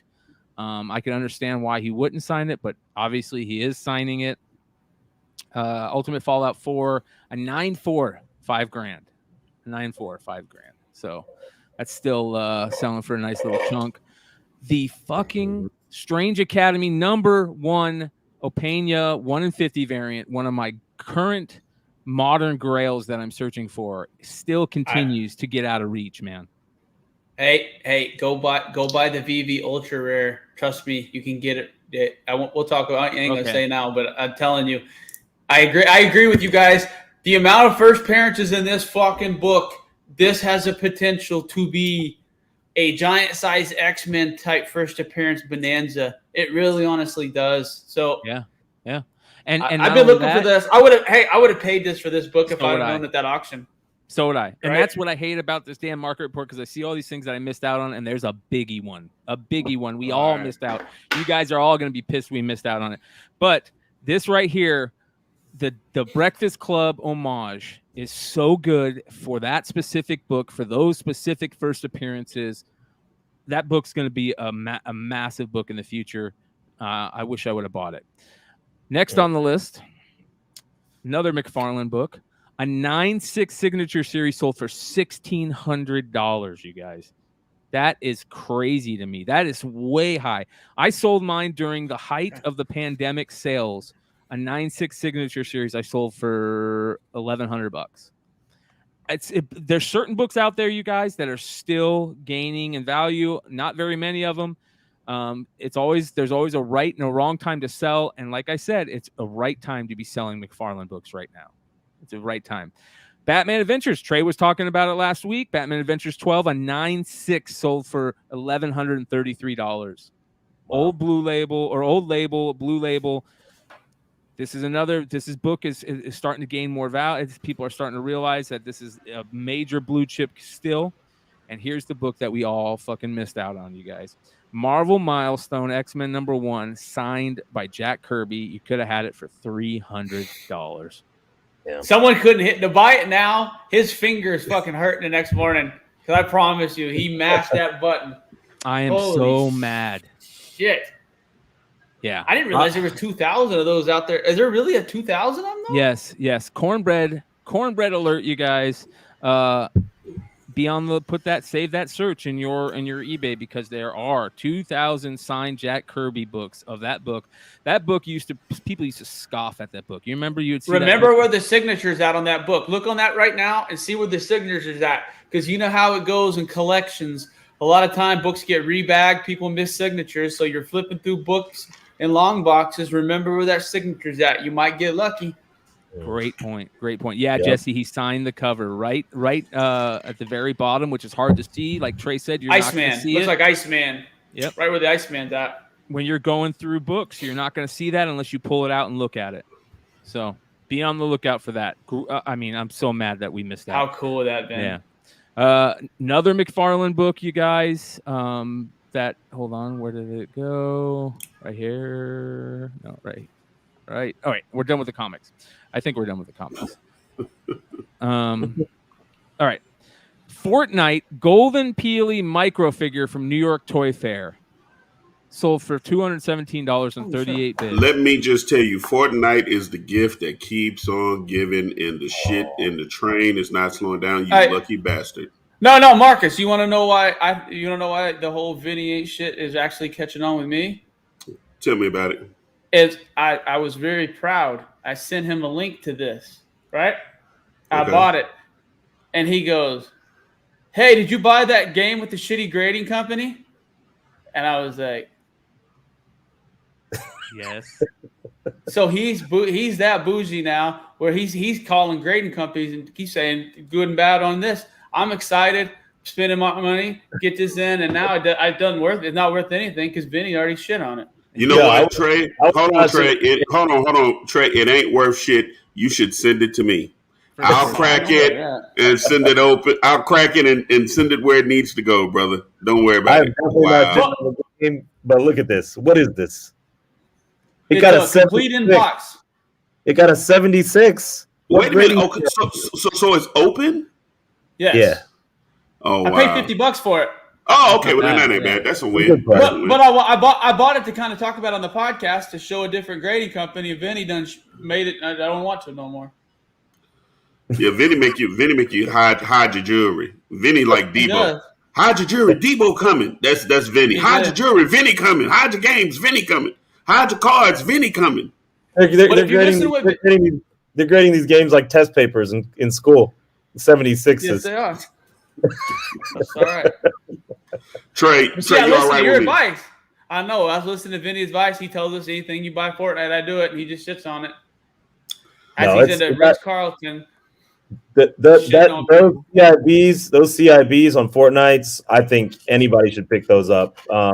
$50, especially. I was telling Trey, I buy them for $100 to $125. But if you just look at the way that Halo CIBs are going for 1,000 plus, and just a lot of these games, they're just CIB. Don't underestimate it, especially when the rumored print run for Fortnite is 10,000 copies. That's what I mean. Most of the kids, when it comes to Minecraft and it comes to Fortnite, most people use the digital download. There were very few hard copies, and obviously most of the hard copies were handled by fucking crazy 5 and 7-year-olds whose parents were letting them play Fortnite all night long on fucking Mountain Dew and shit. So they're all fucked up.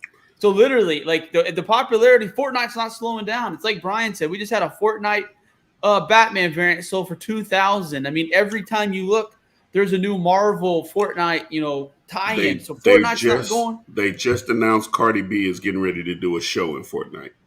Well, that might end it. Nicki Minaj, all of us, they all getting ready to do it. They're doing Cardi a show and Nicki together at the same time? All right, that's interesting. No, Cardi's doing one, Nicki's doing one. Then iHeart has a whole stage in Fortnite. It's not going away. It's not going away. And I would suggest anyone listen to Vinny. And I'm stupid because I haven't done it. I'm probably about the only person on here who has not done it yet, because I'm trying to look for a brand new unopened, and I'll pay the premium for it. But I'm going to start listening and buying some of these complete in box joints, because I just was like, you're not. They're going to run out, and when they run out and the shit hits, it's over. Well, I've got more stuff, more video game stuff coming. So hold on here. I got one. You guys, Bryan, I think you'll love this. I don't think if this is on your market report, I'm out, dude. I want a sealed copy, first print of Killer Instinct Super Nintendo. Ooh. Absolutely. Yeah. That was one of my all-time favorite games. I think I probably played that as much as I played any game. Well, my all-time favorite Super Nintendo game is on the market report this week. Cool. All right. I think that first print Killer Instinct came with the CD too. If I remember. Did. Yeah, I saw that today. I've been doing some research. Yeah. Promo stuff. Hasbro G.I. Joe Night Force, just the missile and the cockpit chair, sold for $190. Now, this comes from the Sky Striker plane. That is the Night Force version. I've been telling you about the Night Force version stuff. The black vehicles with the neon orange, weapons and stuff sell for a ton of money. They were very, very short printed. They didn't sell a ton of them. It was at the end of like the Night Force run, and they're very rare. And just the missile from the Sky Striker, one of the missiles from the Sky Striker and the cockpit chair sold for $190 immediately. This looks like some shit my wife would find in the house and just throw it in the trash. Amen. That's why I'm telling you guys. That's why I show you guys. Yes. Look, I've never seen this Teenage Mutant Ninja Turtles 1997 rare Tyranno Shredder figure. I've never seen that loose. Sold for $496 loose. Paul's got too much fucking money. I know, dude. He's buying stupid shit like that. Yeah. I didn't know Shredder became Tyranno at some point in time. I was like, who the hell? How about that? this one, you guys? Remember Mac Tonight? The McDonald's. The for the Olympics, right? So Mac Tonight, original vintage collectible prototype wax sculpture from when they did the toys in the McDonald's stuff. I told you these are starting to sell more. Promo items, prototypes are starting to sell a lot more. $202.50. Dude, I didn't realize this. Tell me this is a joke or not, but I Heartless Art posted. I thought it was a joke where they were going to do the McDonald's Happy Meal with the pail again. No shit. But I guess it was a joke. But then I started looking and seeing what the old pails used to go for. Yeah. Holy shit. Like you were right. The McDonald's toys and the sets and the things like that are blowing up. They're doing it with like Cactus Flea Market or something, right? Am I correct on that? I want to say. I don't know. They could Cactus be Flea Market, yeah. Like the Travis Scott stuff. No, there's another company called Cactus Flea Market. Oh. It's not Cactus Jack. It's Cactus Flea Market. Oh, no, Cardi raps about it on the Kanye CD. Mm-hmm. Am I crazy? I don't know, but I heard McDonald's is doing, I think, a Happy Meal in like the Halloween, like the little buckets. Yeah. So that is real. Yeah. I saw it today too, unless it was some fake news. I'm just going to tell you, me and Vinny are real happy with McDonald's around here. We love McDonald's. Amen. I love it for you. The McDonald's Sprite tastes a lot better too. Yeah. Vintage Sprite. 86. Absolutely. Thundercat Lionel. There you go, Trey. There's your next find. You and Joe's next find. $415 on 44 bids, still on card. And a Cobra Commander Mickey Mouse version. That is how you put a Mickey Mouse version on eBay, ladies and gentlemen. You throw it up there, you put the fucking logo as your main picture, and it'll sell for $305. That's all you got to show, just the Mickey Mouse. Crazy. So that's what the Mickey Mouse looks like, you guys. McDonald's may not be real food, but they pay real money. Fuck that, dude. Those chicken McNuggets still fucking hit. We love you give me a 10-piece McNugget with some sweet and sour sauce, I will fuck it up to this day right now. Man, listen, them nuggets ain't never killed nobody. We all good. Yeah. I ain't grew a finger out my nose yet from eating them nuggets. I'm all right. I'm still here. No high blood pressure, no diabetes. Look at Vinny looking like Harvey Weinstein waiting on his fucking next victim. That's because Vinny is McVegan. He don't eat McNuggets. He eat McVegetables. Vinny doesn't do McDonald's. He does Mastros. What was that? I didn't know. That's why you don't eat meat. No, I do. I just don't. I don't eat beef. I eat meat. Yeah. Oh, that's why I feel like an asshole. Then when you were sick with the COVID, I kept telling you to eat a fatty steak, and that explains why you just ignored the shit out of me. It's all good. He probably ate a steak. He probably ate a steak that day. Dude, I'm telling you that when I had it, I ate a fatty steak, and the next day I felt better. It was like all the nutrients in that steak fucking kicked that China virus in the fucking ass. So we gotta go. We gotta watch Top Gun next week, bitch. Brad says I'm plant-based. Man, congratulations. That plant-based is the way to go. But I do have a whole thing on that. It's like, okay, you're plant-based, so you're eating this Impossible and and all this other shit. That's a bunch of that's like a bunch of just stuff to make it stuff, right? You're like, like Impossible, they say, okay, well, we don't eat meat, but then you do Impossible, which bleeds like real meat, cooks like hamburger, you know what I'm saying? Seasoned right, tastes like hamburger, but it's not hamburger. It's I don't know. No, thank you. I'm out. Yeah, you might as well go and give me a ground beef patty, man, and move on down the street. There you go, Trey. We caught Marcus slipping last week. He was fucking showing off his Kiss cereal, and Vinny and I were like, "What's that in that right-hand corner?" And you saw that there was a little package of Impossible sausage in the corner. He blamed it on his mama. My mother is vegan. My mother is vegan. I'll tell you if I eat the shit. Hey, look, I eat it. It's good. It is what it is. But look at me. You know I ain't vegan. All right, good. Bionic Bigfoot. You can look at me and know I ain't vegan, baby. I eat. Well, yeah. One of the most iconic scenes in $6 Million Man is the Bigfoot scene, the Bigfoot episode. They did do a toy for it. It sells for a grip of money. If you ever see this crazy looking old school Bigfoot caveman toy, get it, because it sells for $455 on 24 bids. I love that Hulk figure, that Mecha Hulk figure. Very tough to find. Great looking figure. Sells for $182 carded. It'll sell for that much loose sometimes too. Wow. 1991 Playmates Chef Boyardee Super Shredder, still in the sealed bag. You can only get that toy by promo through Chef Boyardee. One of the rarest Teenage Mutant Ninja Turtles figures ever. $1,000 is sold for on 11 bids. That's crazy. Yeah. We talked about the Collectors Club for G.I. Joes and Transformers and the BotCon stuff. BotCon 2006 exclusive Darkseid Megatron with Waspinator sold immediately for $1,200 loose. You got that at BotCon 2006. The G.I. Joe Collectors Club Zammot figure sold for on 14 bits $346. Wow. That is a G.I. Joe Collectors Club only figure. A lot of those figures they sold only in G.I. Joe Collectors Club. And then the Labyrinth toy, I think somebody got. What the fuck is this? Yes. What is this? Yes, dude. What a great buy. $300. It's an original Jim Henson plush toy from '86 Labyrinth. Who doesn't love that old school movie, man? That movie scared the shit out of me. David Bowie scared the shit out of me in that movie, man. I ain't gonna lie. Smell bad. Love that movie, dude. I probably watched that movie a 500 times one summer, dude. You know what I just saw? David Bowie, look at David Bowie's hair in that movie and didn't give a fuck as the Goblin King. He's prancing around in a gown and shit in 1986 and is still slinging dick. The crystal ball thing. Yeah. You know what I just watched? Side note before we go, you know what I just watched yesterday? It's on HBO Max right now. Do y'all remember the movie Kroll? Yeah.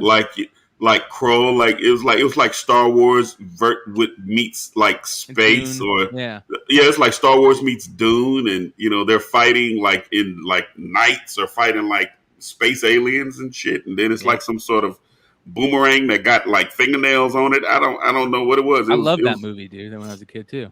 The Glaive, that's right, The Glaive. Yeah, it was like very interesting. Beatles memorabilia, you guys. We've got an unused concert ticket from '65, sold for $710. That is clean. White Sox, old school White Sox, Comiskey Park, never fucking used. That is huge. How about a signed autograph from Brian Epstein? You guys know, if you guys don't know who Brian Epstein was, he was the Beatles' original manager that was in love with them, and he ended up killing himself. Big part of Beatles lore, big part of Beatles lore. Signed autograph from him, sold for $386, and I feel like whoever got that, man, probably got a great deal. And how about this? $10,000 for an ultra rare 1964 Good Guys / I Want to Hold Your Hand picture sleeve. I guess this might be one of the original times they put out I Want to Hold Your Hand by the Beatles, one of their very first ever songs. $10,000. That's awesome. That's crazy. All right. Nintendo stuff. Do you remember the Nintendo cards? I remember going through boxes of these, like when I was in high school. We found like a ton of these, and we just opened up to have fun and look at them and throw them at each other. $430 unopened box, $225 for an unopened box. And let me show you guys the type of prices that people are getting for these cards. This is absolutely crazy right here. This one guy, look at these prices that he's getting for PSA graded. Not all 10s, a couple of them are 10s, right, which is great. But wait until you see some of the prices on the ones that have the scratch offs. Look at this. So there's the scratch offs. You can see you plate them, and if they're non-scratched, $960 for the Mario one. Wow. There's more.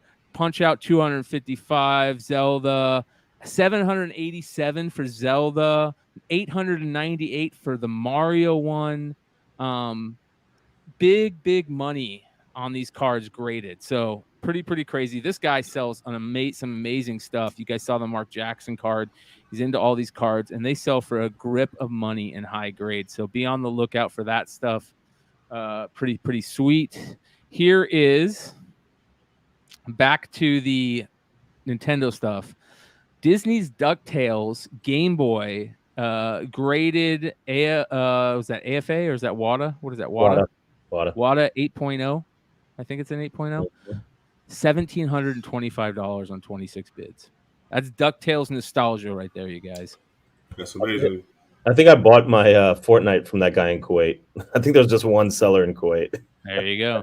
Yeah. There is my second favorite ever game. I think it's the second greatest game ever created. Legend of Zelda: A Link to the Past for Super Nintendo.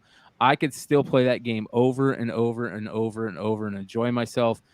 That's the one game that I want to own unopened and graded. There's only one game, and that is it. Sold not graded. It looks like it's unopened still. $1,000. It looks like somebody just bought it immediately. Look, it got that service merchandise upper tag on there. That's badass. Yeah. Legend of Zelda, a WATA 5.0 CIB. And if you remember, what does CIB mean, Vinny? Complete in box. There you go. So it's been opened. This is a later print, too, because it's got the oval seal. There we go. $355 for and this shows you guys that you can get graded games complete in box for still cheap. Still cheap, right? It's just what you're looking for, and that's the important stuff. And here's another Super Mario CIB 5th print with the hang tag, $1,900, not graded. And then 2 very, very buyable, games. If you're a Castlevania fan, Dracula's Curse. Yeah, dude. Alucard. So very, very cool. It's all about what you're looking for, and the key to stuff selling at high prices is rarity. A lot of these things aren't rare. You can still get them at very affordable prices. And $190 for a CIB Castlevania 3, I think that's a great price to me. Very, very cool stuff. Finally, we're going to end out with a couple things here. This is interesting. This is an Elvis scrapbook, homemade Elvis scrapbook. Now, the reason why I show this is because my mom, a couple years ago, she said, here, take all my old school Beatles memorabilia from when I was a kid. And she had a bunch of these scrapbooks that she put together when she was a kid, right? And I'm sure your guys' parents have stuff like this that they might have done when they were a kid, and they put this type of stuff together, and you find things like this in it. Don't throw those things away. You could find tickets in it. You could find original pictures. All these things sell. That's badass. That's a good. Hey, that's a great thought, Brian. Really fucking good. Honestly, that's real good. Here's another thing. I thought this was kind of cool. This is a poster. Andy Warhol. Where'd it go? Hold on. Let me get rid of that. Andy Warhol vintage Superman poster from an '89 retrospective, sold for $700. I've never seen this. Pretty interesting. He's blowing a fart. Yeah. Andy Warhol retrospective, $700. Those old school posters sell for a clip. All right, you saw that that Marvel mech figure, the Hulk figure, which is badass. Well, there is another figure that I think is badass too, that has that big style. I love those big, huge figures like the mech figures or the Hulk Iron Man armor figures. Those big, massive figures. This is a cool one. This is a Hellboy figure from Mezco. It sells for a grip, but look how badass that is, dude. That big ass fucking gorilla with the head in the bottle. That is sick. Yeah. So that's pretty cool. All right, I've never seen these. Have you guys seen these? Iron Man, Captain America, Spider-Man coin set, light up coin set. Graded. I couldn't go that low on the nerd scale for collectability. I've never seen these. I don't even know what these are. They're like that's a level below Pogs. Yeah. So people collect anything, bro. I know. I'm not talking shit on Pogs. It was just it came into my mouth. World of Warcraft, the greatest game ever made, in my opinion. Some of those World of Warcraft figures that I want to say McFarlane made these at one point, but maybe not. But they're gorgeous. They're great figures. They sell for a grip. This figure sold for $208 on 13 bids. Judge Malthred figure, looks like unopened still. So be on the lookout for those. You can find those all the time at flea markets and shit. G.I. Joe Brazil figure, another Brazil figure I've never seen. This is Cerebro. That's Guy Gardner. No kid, that's someone's lying. That's fucking Guy Gardner. No one will ever tell me differently. That someone that is a guy. I love how they have all the different names of the figures, and they have they're just different color variants of other figures. But Brazilian figures are cool, man. Yeah, that's not cool. So $100 or $200, which is not that crazy, right? All right, finally the last thing. How about an original art page from Gene Colan from 1981 Hulk? Look how crazy this is. That's a pretty cool art, man. That's a good transformation page. Yeah. Yeah. By a great artist, and Gene Colan, sold for $684. Nice. So, Original art is to me is definitely where it's at. Be on the lookout for original art. That is it, ladies and gentlemen, for the market report. What a great show tonight. We actually kept it under 2 hours for the first time in a long time. Yeah, we didn't let Vinny talk. You know, Finally, he's long-winded. I want to end it off on one thing that Trey just sent me that is absolutely crazy. And this is what I mean, guys. You just don't fucking know what's. Wow. Look how many bids. Hey, look at the bids. That's the thing is you all know about collectibles and shit. Bids tell the truth. There was a lot of people after this at high value. Look at the bid cycle. Do you think though? Is there like 3 different people that are doing this though? You know what I mean? K9, Teat. It looks like there was maybe 5 different people. Do you think though that we need to start, instead of saying how many bids were, start looking at the bid cycle like this? I think that we probably should. Great point. Dude, yeah. There's so many the network between Instagram and all the networks, dude. There's I see it on Discord. There's ways to beat eBay and their algorithm. Absolutely. That's the first thing I do if there's a seller that has under 1,000 feedback. I have the ability to go back and look at their past auctions and if they're bids. That's exactly what I go. I look and see if there's any bullshit going on. There was a website that used to be able to look for discrepancies on the bids. I don't know if it's still available. Yeah. Well, I keep telling you guys, go to your yard sales. This is just came out recently on Dexterdo. YouTuber buys $100 Pokemon card lot from a yard sale, and it's worth thousands. Of course, we know that. That happens all the time. So more people are starting to realize, go to your yard sales, go to your estate sales. Take the time to go check them out. You're not going to find something everywhere, but if you know what to start looking for, if you start looking for, collectibles, precious metals, golf clubs, whatever, there's ways to make money. And we're going to continue and try and give you that information, whether it's physical items, digital items. There's all types of ways to make money. Come join the Discord. I keep on putting the wrong link in there, so I want to remind everybody. Awesome. Don't fuck over widowers. You can go find it on Marcus's IG, and I will finally put the correct link in there. For some reason, every time I do a link, I guess it times out or something. So you have to make a link that doesn't time out. Yeah. So we're giving this away. We're giving this away on the Discord. I'm lying. We're not giving this away. We're not don't fuck over widowers and widowies and people like that. If something like that, you go to a yard sale, and like I said, somebody's son or husband or something passed away, and you don't fucking. There's a ways where everyone can make a little bit of money in this day and age, and it'll always come back to you. Don't fuck over people when you have those opportunities. Karma. Like I said, tell them what you tell them, and if you sell it for a bunch, come back off and break them off. Break them off something. Don't do that to people. I've seen too many stories recently of people bragging about, they hit a good lick, but you read in the comments like, yeah, this lady's son died. She didn't know what she had. And it's like, she's struggling for money. They're going through a whole lot.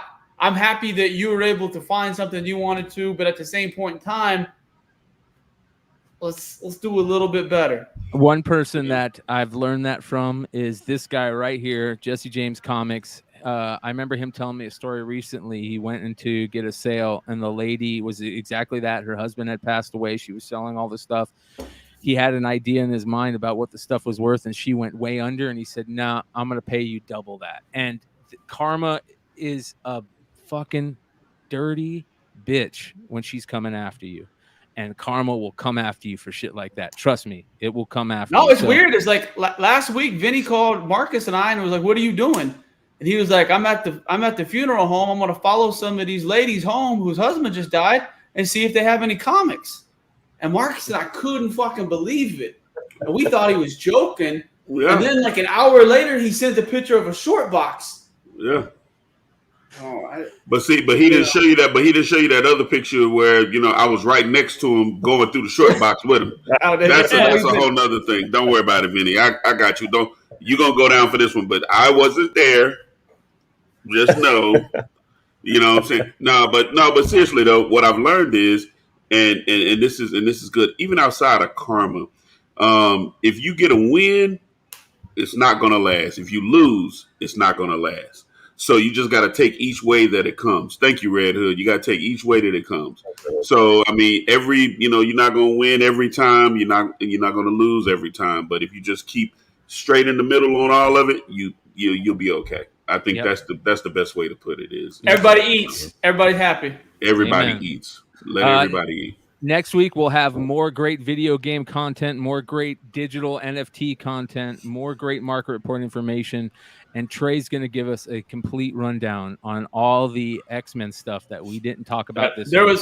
There was only one book this week. It was Axe Avengers 1. It had one important scene, but Death of Mutants 3 is next week, which is the Judgment of Jean Grey, which is supposed to be one of the big pinnacles of the whole arc. So, all right, you guys, go check out the Bogcast. It should be up immediately following this. Kid Cones is on there. Check out the Saturday night show, Modern Comic Mayhem. We have every Saturday night on this network. Matt Nelson, CGC, is going to be here soon. And keep around. We're going to be sending some amazing stuff to get graded, including what Marcus is holding up, the amazing 50-cent bulletproof game is going to be graded, whether Marcus believes it or not. Trey's going to be sending in those amazing Star Wars figures, and you guys need to be around for the journey, including some crazy cards. I got some Jordans to be graded, and Vinny's always got video game stuff to be graded. We'll see you guys next week. Check out these commercials. Vinny, Trey, Marcus, and me say thank you. You guys stick around. I'll see you in a bit. We'll check out these commercials. We're out.